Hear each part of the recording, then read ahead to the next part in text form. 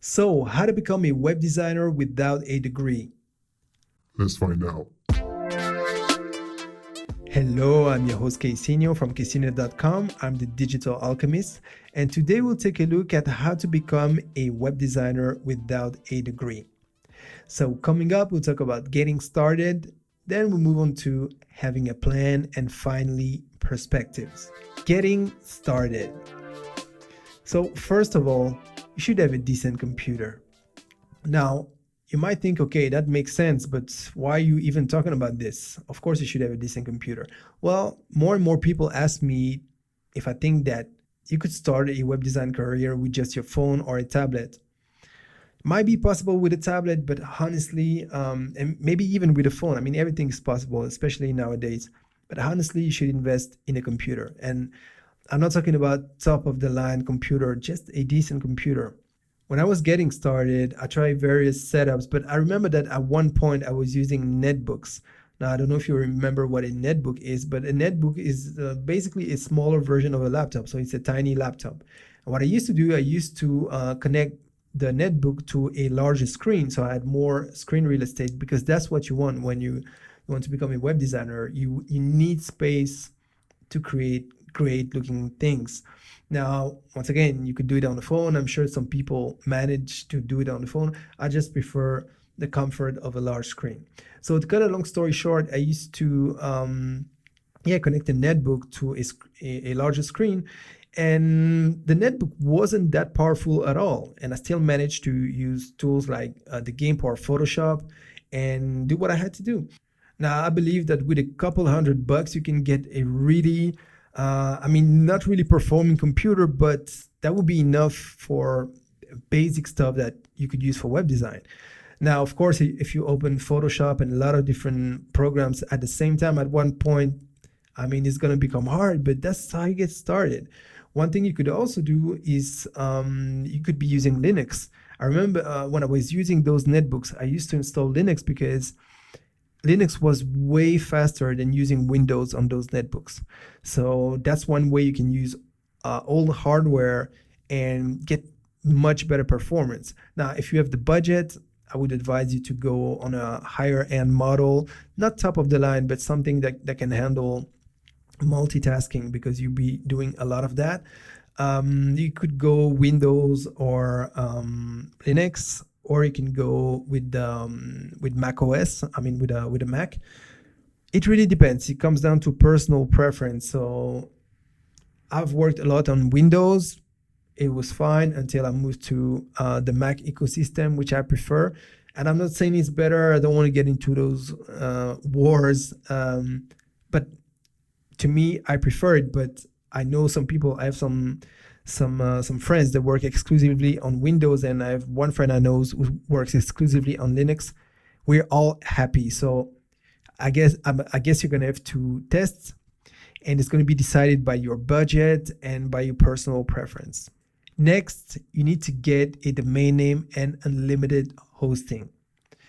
Now, if you're gonna sell website, if you're gonna be a web designer, now granted, maybe you want a job as a web designer and you don't want to be your own boss, but whatever you do, you need your own website. So at the bare minimum, you need one domain name. It's going to be something like between $5 to $10 per year, and you need web hosting. But I recommend unlimited web hosting, and you can still find some decent ones. And why do I recommend unlimited web hosting? Well, think about it. When you're going to work on your personal projects or on clients' projects, you want to develop on your own platform before you hand over the website. That's also one way you're sure to be paid. So, as a little tip, but also it's going to make you look more professional, and you can start right away because, of course, you can develop on local solutions like local by Flywheel, which is great. But then when you want your client to actually see the website, what are you going to do? Now, I know there's a dynamic link feature where you can link a local install, open it to the internet, send a link to your client, but it also means that you need to have a good web connection, so internet connection. So I think it's much better to have your own unlimited hosting where you can have several projects at the same time then you can show to your clients. Now, it doesn't mean you have to buy a domain name for each project. You're just going to use subdomains. So you could have a domain called, I don't know, mywebsite.com. Then you have client1.mywebsite.com, client2, or dev or whatever. So this is definitely something you should do. Now, which host do I recommend? Now, it's tough for me to recommend a web host because they can be great at one point in time and then they can completely lose it a few months later. So take all this with a grain of salt. But at the time of recording this video, I can still recommend A2 Hosting because I've used them. I had a good experience with them. I know some other people that are with A2 Hosting, and so far they're still happy. So if you really want me to give you a hint on where to go, you should have a look at A2 Hosting. Now, I had to move away from A2 Hosting, but for other reasons, not because I don't like them, but just because of the GDPR laws and some other practicalities. It was easier for me to put it on another web host that's within the European Union. So it was easier for me. So, but I'm not going to recommend that one because it's in French. So unless you're French speaking, that's not really going to help you because the whole interface is not in English. Next, you need an ecosystem. Now, what do I mean by that? Well, first you should choose whether you want to be a web designer that's going to be doing everything from scratch. Now, I have to talk about something. We often talk about web designer, and it's tough because some web designers don't code at all. Some web designers, and at heart, that's what a web designer is. They create the design of the website. They don't do the coding. But nowadays, the meaning has changed. And it's tough because behind those two words, there are so many different profiles. Some people are just designers. Some people are designers, but they can also use content management systems like WordPress or Webflow. Some other web designers, they are graphic designers, but that can also do front-end coding, so CSS, HTML. So it's kind of tough to know who I'm talking to when I'm talking about web designer. Now, for the sake of this video, I'm going to assume the fact that you're willing to become a web designer that would design the websites, but that can also create the websites with content management systems or with other means. So when I talk about an ecosystem, I'm talking about, first of all, are you going to create websites from scratch with coding, or are you going to use something like WordPress or Webflow? So you can choose anything you want, but you should pick one stack that you're going to master and possibly excel at. So personally, I chose WordPress. So WordPress is completely free. Now, as a WordPress theme, I would recommend Astra. Now, Astra has a free version and a pro version. I recommend the pro, but you can start with the free and you can have great results with the free. Same thing with Elementor. They have the free version for Elementor, and you can create beautiful websites with that combo. WordPress, Astra, Elementor, all free versions. You can do something great with that. Now, when it comes to actually moving on to the next steps, I would recommend going pro. And for that, I recommend Astra Pro. Now, you might think, do I really need a pro theme? I mean, now with the theme builders like Elementor, Divi, and all of that, why would I even need a pro theme? Well, there are a few extra features that I love with Astra, like the custom layouts and the fact that I can really add some code wherever I want in the WordPress layout of pages. So I can add some JavaScript code. I can add whatever I want. I can add Google Analytics where I want. I don't need to have a plugin for that. And I've made a full video just about Astra, why I love Astra, and I think you would love it too. Now, the real advantage when you get Astra Pro is that depending on the package you select, you also get a bunch of few premium plugins. Like, for example, Ultimate Add-ons for Elementor, which is a great premium add-ons plugin. You get Schema Pro, Convert Pro, and a bunch of few others. And once again, it depends on which package you choose. Now, I've put all the links in the description below, but bear in mind, these are affiliate links. So it means that I do get a commission if you purchase any of those tools after clicking on one of my links. But as you may know, if you're familiar with my channel, I only recommend stuff that I love and use. And two, it actually gives me a little kickback to help support the channel and keep on creating free content. Okay, so with that out of the way, the next thing on my list is Envato Elements. Now, Envato Elements is like the Netflix of web designers. So basically, if you need graphics, you need fonts, you need music, you need videos, you need photos, man, this is crazy. I think they've millions of assets and for a very tiny price. So make sure you go and check them. Now, if you need free stuff to get started, you can use Unsplash, you can use Pixabay, you can use Pexels. So there are many resources, free and paid, but whatever you do, you need to really spend time to get the best possible resources for your projects. 2, having a plan. So what do I mean by that? Well, first of all, you should learn what good web design is. How do you do that?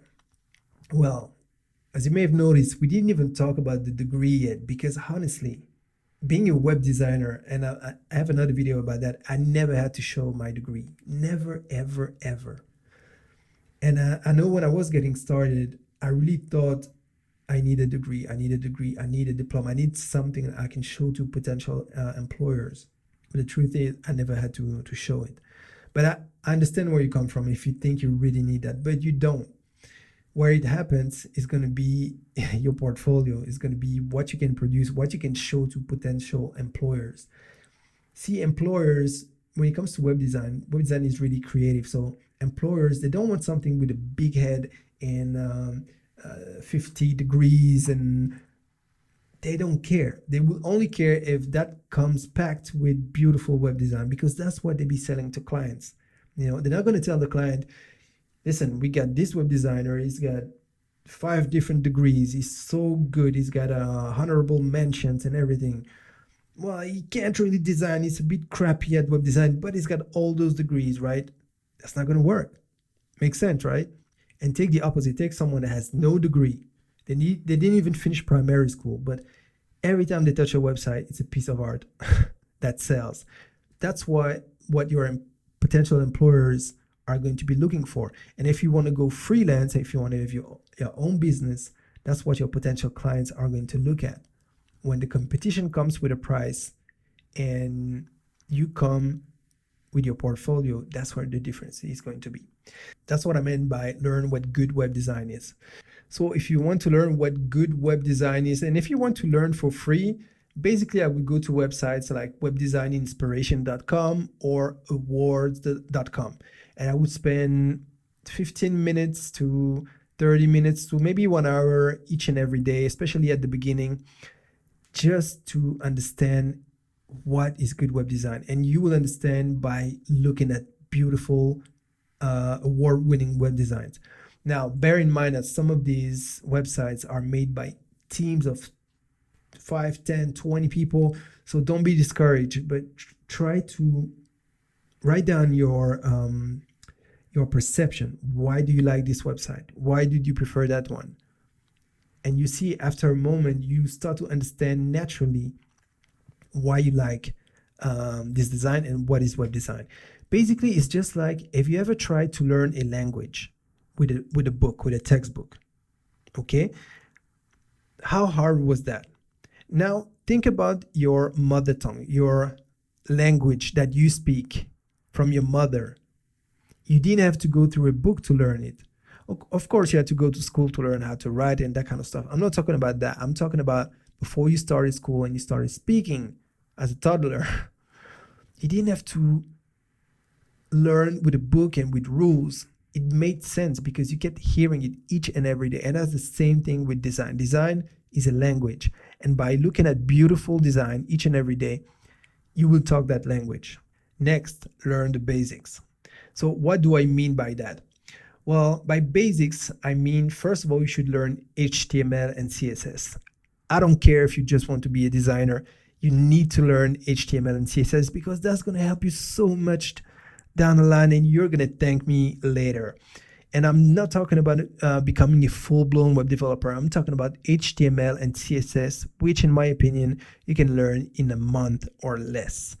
And I'm not talking about becoming a wizard and a genius of CSS. I'm talking about knowing how to create a simple HTML page and style the elements with CSS. That's going to help you so much compared to the army of WordPress web designers that as soon as there's an issue with CSS, they rush into the forums, and many people are there to help. But if there's no one at that point, it gets really frustrating. And I'm not mocking anyone. I'm just saying the truth. And the truth is, it's easy to learn HTML and CSS, and it's going to help you so much. Just take 1 month to learn it, and you thank me later. Then for the rest, I would try to understand PHP, MySQL, and JavaScript. And for that, what I would do is maybe follow one tutorial. I'm not talking about being proficient and know how to code in PHP and know how to interact with MySQL and JavaScript. I'm just talking about understanding how it works, so that when there's an issue in your WordPress install, you can at least start to troubleshoot it, and you can save yourself some time and some money because you won't need to get someone else to do it for you. Or at the bare minimum, you can identify what's wrong and choose something else if needs be. So where do you learn HTML and CSS? Well, first of all, you can learn it for free here on YouTube, as mentioned before, or you could go to Code Academy, which is also free. Now, if you want a paid and premium solution, I would recommend Team Treehouse, which I've already talked about, and which is really great for beginners. And I would also recommend Envato Tuts Plus, which is paid for. But if you took the Envato Elements subscription, the membership, then Envato Tuts Plus come with it. Now, there are many more places where you can learn, but I'm just talking about the places that I've used and that I know. Because there is Udemy, there is Skillshare, but I never really learned with those platforms, so I'm not going to recommend you something I don't really know. Next, learn graphic design software. If you want to be a web designer, that's going to be at the heart of everything you do. So it's so crucial that you learn a graphic design software. Now, I'm not talking about knowing everything in and out. I don't know everything about Photoshop, but I know how to use it. For most things, I don't need to go look up a tutorial. So how do you learn that, and where do you learn that? Well, once again, you can learn on YouTube for free. There are so many great tutorials here on YouTube. And honestly, with YouTube alone, you can master Photoshop, or I would recommend Affinity Photo, which is great, more modern, and it's only a one-off payment. But I still love my Photoshop, but I love Affinity Photo even more. Now, if you want a more streamlined way of learning, once again, I would recommend Team Treehouse and Envato Tuts Plus. Next, let's move on to the perspectives. So in case your goal is to get your first job as a web designer, what I would do, I would really work on my portfolio. Now, I've created another video about that, and it's called How to Get More Freelance Clients. But even though you want to get a job as a web designer, that's going to help you, because I really break down how I would go about it if I wanted to build my portfolio today. So make sure you go and watch that video. So basically, once you have your portfolio, like I mentioned earlier in this video, that's what's going to make a difference, because the potential employers, they're going to get a lot of resumes and CVs, depending on where you grew up. You may call it a resume or a CV. They're going to get all those resumes, and what matters is, do you have a portfolio, and does it look professional enough that they can imagine hiring you so that they can sell websites to their clients? Or if they want you as an in-house web designer, that you're going to represent their company professionally. And trust me, you'd be surprised the amount of people that don't have a portfolio, or they have a bad one, not because they were not good, maybe just because they didn't have time to work on their portfolio. But think about it. It's just like if you're trying to become a model, you want to be modeling, okay? And then you go to a casting and you really don't look good. You don't dress up. You don't look your best. Do you think you're gonna be hired as a model? Well, it's exactly the same thing when it comes to web design. So you should definitely work on your portfolio first, and that's how you're going to attract potential employers. Next, you should specialize and get side gigs.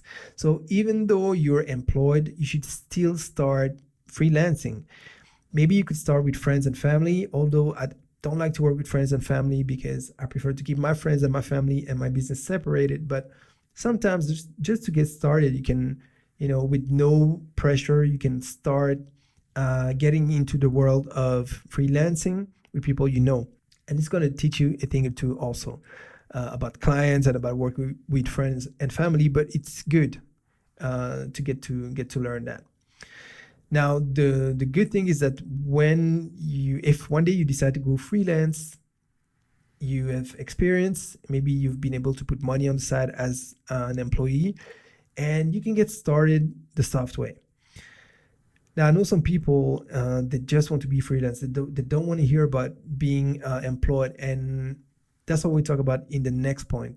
But what I think is that even if you want to become a freelance, it's good to have some corporate experience. And I'll tell you what in a moment. So last but not least, if you want to go freelance. Now, I know some of the people, like I said, they just want to go freelance. They don't want to work for someone else. And I'm all about being your own boss. I love that. I love the freedom that I have. But at the same time, I think I would still be employed if life hadn't thrown stuff at me. I'm not saying that I would have enjoyed it. I'm saying that not everybody is born an entrepreneur, and sometimes you discover it because of what life throws at you. But what I don't regret is the corporate experience I've had, because this has taught me things outside of just purely designing website. It has taught me to respect deadlines.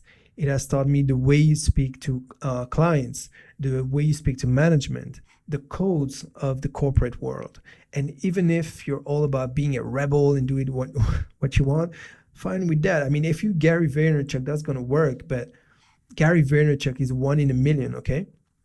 Still, it's great if you can have that kind of success, and that's all I wish for you. But what I'm trying to tell you is, before you reach the Gary Vaynerchuk level, and you don't even know if you're going to reach that level, I think it's a good thing to know the codes of the industry. Because even if one day you want to be the total opposite and go into disruption mode, you need to know what's the standard mode before you can go into disruption. But more realistically, for me, it really helped me once I went freelance to know the codes with the companies I was going to work with. And that makes a difference, because sometimes I see some new people in the industry and I get across them, because sometimes we're going to work on a project together, because maybe the client has hired me for something and hired another freelance for something and another freelance for something. And we're all around the same table in a meeting. And I can see that some people, I can spot them right away. They've never been in a company one day of their life, and they don't know how to behave. They don't know how to behave. And I can see sometimes the clients, they don't feel good about it. And if I can spot it, if they feel it, it probably means that either that freelance is not going to get called back for another project, or maybe they're going to learn on the spot. But that's why I said that I don't regret that experience. And I think that even if you want to go freelance, it's a good thing to get started, even if it's just for 6 months, work in a company, learn about the corporate world and how it works with clients. And when I say clients, it could be external clients or the people within the company you have to report to. So that's going to really, really help you. So like I mentioned, the next step is to go freelance. Not everybody's going to want that. Some people will prefer to keep their job, and there's nothing wrong with that. Just want to make that clear. But I think one natural evolution could be due to the fact that you want more freedom, or maybe you're getting too old, quote unquote. Maybe you're getting too old for the companies that don't want to hire you. Well, going freelance, you get to decide who you work with, and you get to decide who's old enough and young enough. And for me, there's no too old in our industry. You're only getting old when you stop being creative, and that can happen when you're 20-year-old also.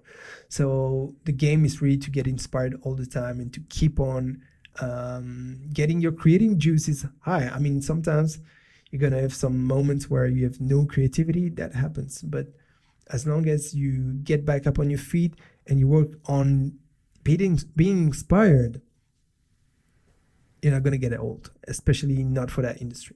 But I'm digressing. So as I mentioned, this is like a natural evolution for some people, and I think it's great. And especially if you've been in a job before, you were employed and you started freelancing on the side, Like I said, you could have put some money aside so that when you want to get started, you already have a few clients. You have more confidence in yourself, in your skills, in your commercial skills also, and then maybe you have enough to I don't know, to start, get a head start for like 6 months to a year in savings. And it's going to be easier because if you have no money whatsoever and you're trying to go freelance, you're going to have a lot of pressure. And realistically, you need at least, in my opinion, 6 months, maybe 3 months for the best ones. But for most people, you need like 6 months saving to a year to actually, get things started as a freelance. Now, if you want to create a great brand for your own creative business or for the websites of a client, I've created a free brand identity guidelines. Yes, I said it's free. You can download it free of charge on my website. Initially, it was made for Affinity Designer, but you can also use it with Adobe Illustrator with a workaround. So if you're interested, just go to casino.com/branding and download your free copy. So I hope that you now feel more confident about the fact that you can become a web designer without a degree. Honestly, you don't need a degree. Now, if you have a degree and you're great at web design, it's even better. But if I only had to choose one, I would choose being good or great or excellent at web design, even if you don't have a degree, because honestly, most likely you won't even have to show your degree to anyone. They want to see what you can do. Now, if you want to know when I release a new piece of content, and if you want my tips for creative professionals, make sure you subscribe to my email newsletter by going to casino.com/newsletter. So I hope that you enjoyed this video, and if you did, please give it a thumbs up because it really helps growing this channel. And if you know someone that could benefit from this video, please share it now. Now, if you're not yet subscribed, make sure you subscribe and make sure you absolutely destroy the notification bell so that you don't miss anything. So that's it for this podcast. I hope to see you in the next one. And in the meantime, don't forget to invest In your success.